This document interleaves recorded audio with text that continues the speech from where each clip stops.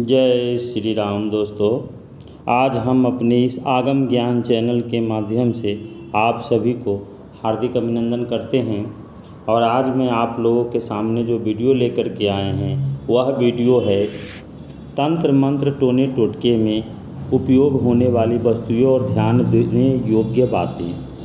सबसे पहले मैं आपको आज बताना चाहूँगा कि जो भी हम सामान टोने टोटके में बाज़ार से ख़रीद के लाते हैं उसमें असली और नकली का पहचान होना। अगर असली और नकली का पहचान हमारे अंदर नहीं होगा तो वह काम नहीं करेगा। वह वस्तु को जो वस्तु हम खरीद रहे हैं उसका असली और नकली का पहचान हमारे अंदर ज़रूर होना चाहिए।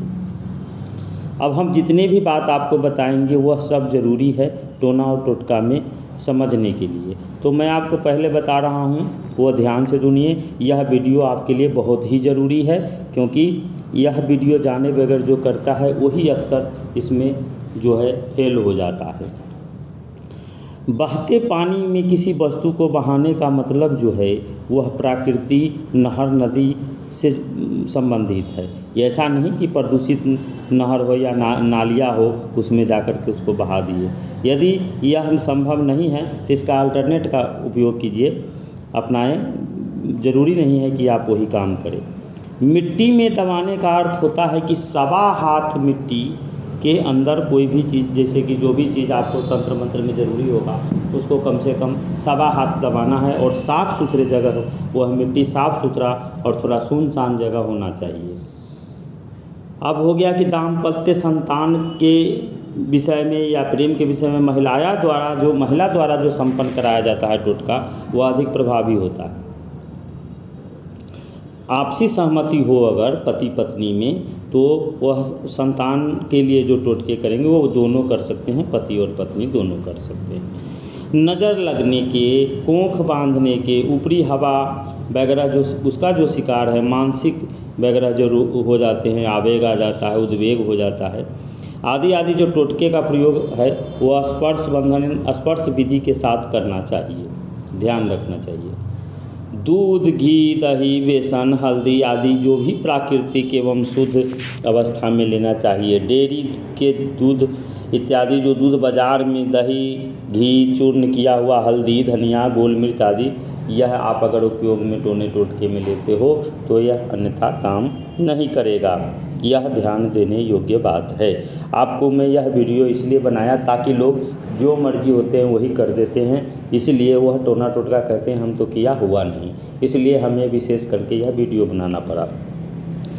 किसी पेड़ को अगर पूजा के लिए चुनना हो तो वहाँ का टोटका करना, अगर उस पेड़ के पास टोटका भी करना हो या कुछ भी करना हो पेड़ से संबंधित, या उसके जड़, डाली, पत्ते आदि किसी चीज़ की आवश्यकता हो तो वह जगह साफ़ सुथरा होना चाहिए, प्राकृतिक जगह पर होना चाहिए, चारों तरफ से साफ़ सुथरा हवा होना चाहिए और वह साफ वहाँ जो है आप करें तो ध्यानपूर्वक करें और सावधानी पूर्वक करें और वह जगह शुद्ध जगह पर होना है। ऐसा नहीं कि कचरा कुचरा फेंका हुआ हो, जैसे तैसे उलट पलट जगह हो और आप वहाँ चले गए करने।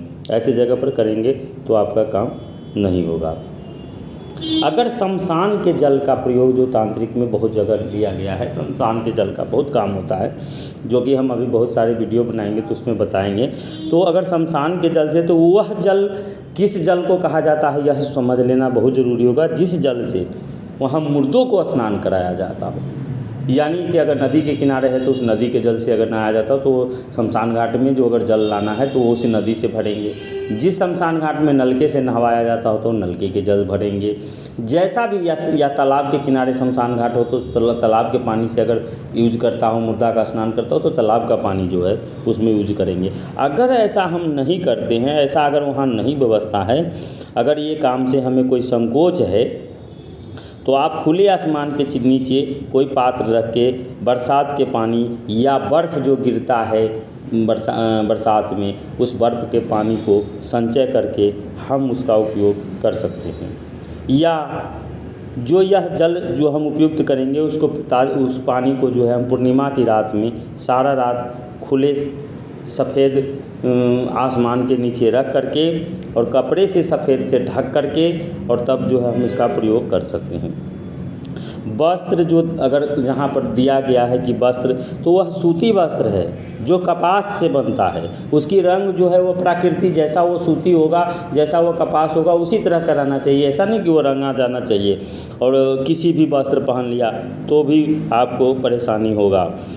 जहाँ महावर का लिखा होगा, अगर हम बताएंगे कि महावर से करना है तो अर्थ आलता होता है। इसका मतलब नहीं कि आप उसमें लाल रंग लगा लेंगे तो महावर हो जाएगा, नहीं, ऐसा नहीं। अलता जो है आल नामक पौधे से बनता है, इसीलिए उसका नाम अलता पड़ा। इसमें यह स्याही का प्रयोग कभी भी ना करें। किसी भी टोटके करने से पहले पूर्ण रूप से स्वच्छ हो ले। तलवों, पैरों, हथेलियों, नाखून वगैरह, हाथ, गुप्त अंगों को स्वच्छता का विशेष ध्यान रखें। यानी आप नहा धो करके नाखून वगैरह काट के छौरादि क्रम करवा करके पूरी तरह से स्वच्छ रहें, तभी जा कर के आपका जो है टोटका सफल होगा। जहाँ पर सिर के चांद का वर्णन होगा, यह अर्थ सिर का मर्म स्थान है। जहाँ बच्चों के सिर में गड्ढे सा होता है, आप देखे होंगे जो बच्चे के सिर में गड्ढे सा होगा और पुलुल पुलुल होता रहता है, वह जो ऊपर नीचे होता रहता है, ऐसे को हम काक या चांद कहते हैं। टोटकों में जहाँ भी बालों का प्रयोग लिखा है, इसका अर्थ डाई, रासायनिक लेप, सुगंधित तेल आदि से मुक्त बाल से है। साबुन शैम्पू लगा हो तो उसे पानी से धो लेना चाहिए। ऐसे बाल आपको कभी भी नहीं उसमें यूज करना चाहिए। धागे से अर्थ सूती धागे से है। यदि अन्य विवरण नहीं दिए गए हों तो सूती ही धागे का प्रयोग आप करें तो आपको बहुत ही बेहतर रहेगा। अब जहाँ रेशमी धागे का होगा वहाँ रेशमी धागे का, अगर सीधे धागे लिखा हो तो वह सूती धागे होता है। सिक्के का अर्थ होता है जो किसी भी धातु को सिक्के के आकार के गोल चौकोर जो है वह काट करके जो बनाया होता है टुकड़ा, उसको हम वो करते हैं। बल्कि करेंसी नहीं होता कि हम उसमें करेंसी डालते हैं, यह गलत है। जहाँ शहद का है वहाँ जो है हम वो मधु लिखा है, वहाँ हम शहद लेंगे। ये सब चीज़ें को आप लोगों को बहुत तरह से ध्यान रखना होगा। पंचगव्य हो गया, तो पंचगव्य गाय की पांचों चीज़ें होते हैं।